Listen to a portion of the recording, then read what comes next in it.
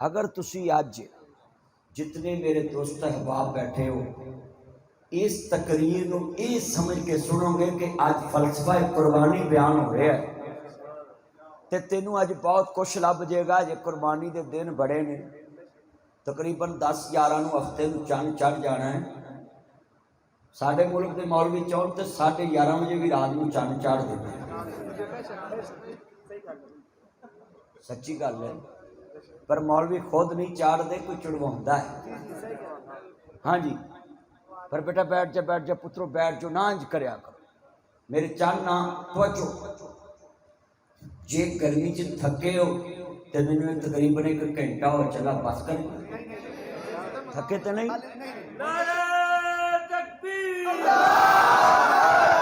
मेरे बुजुर्गों ने दिल राजी करता मेरा।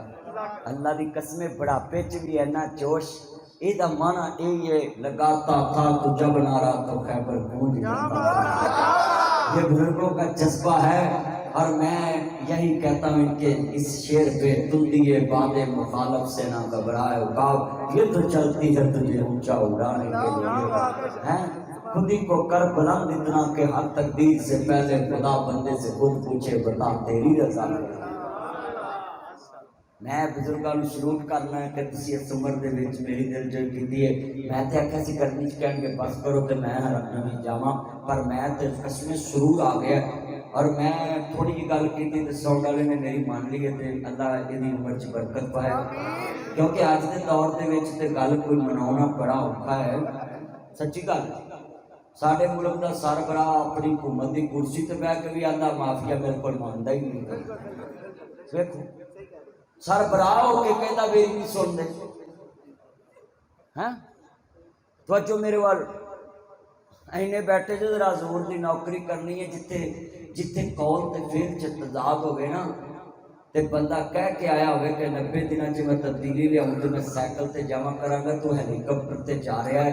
ते जनाब 3 साल लंघ गए ने, कहता बस मेरिया तकरीरां सुनी जाओ। ते अंतरिया जे तेरिया तकरीरां ही वेखनियां तां असीं मर गए। कौम नूं तकरीरां साडियां विखा जिहड़े असीं रोज करने। तेनू तकरीरां नहीं लिआंदा, तेनू तो 90 दिनों च तब्दीली वास्ते लिआंदा सी, साइकिल ते जाण वास्ते लिआंदा सी। आंदा सी मैनूं शर्म आउंदी है IMF कोल जाण ते आंदा सी मैं तेल नहीं वधावांगा। और सानू ना हुकूमत ना गर्ज ते ना पार्टी ना गर्जे। गरीब नूं गर्दी रोटी नाल, गरीब नूं गर्दी पेट्रोल नाल, गरीब नूं गर्दी गड्डी नाल, गरीब नूं गर्दी टाइम नाल पहुंचण नाल, गरीब नूं गर्दी धीआं ब्याह नाल, गरीब नूं गर्दी छत पाउण नाल, गरीब नूं गर्दी अपना घर चलाउण नाल, गरीब नूं गर्दी बिल करन। आंदा सी ना मैं बिल वधावांगा, ना टैक्स लावांगा, ना तेल वधावांगा, ना जनाब वाला मैं हेलीकॉप्टर ते जावांगा, ना मैं प्रोटोकॉल लवांगा। हुण आंदा बस आपने घबराना नहीं।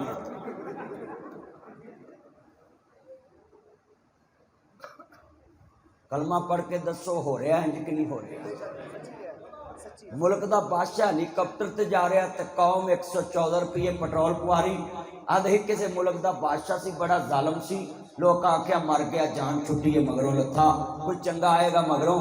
वह मुंडा जो बादशाही ते बैठा ना, उन्हें आख्या भी हुण वेने की करदा है। बादशाह ते मुर्दा नपया, ਉਹਦੇ कफन ਨੂੰ ਕੱਢ के ते मुर्दा वेच ही रहन दिंदा सी कबर च।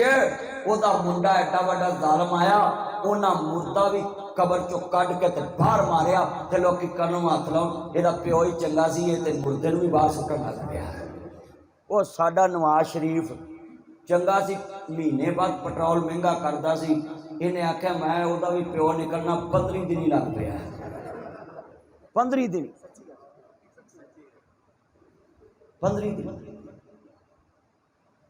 ये नासिर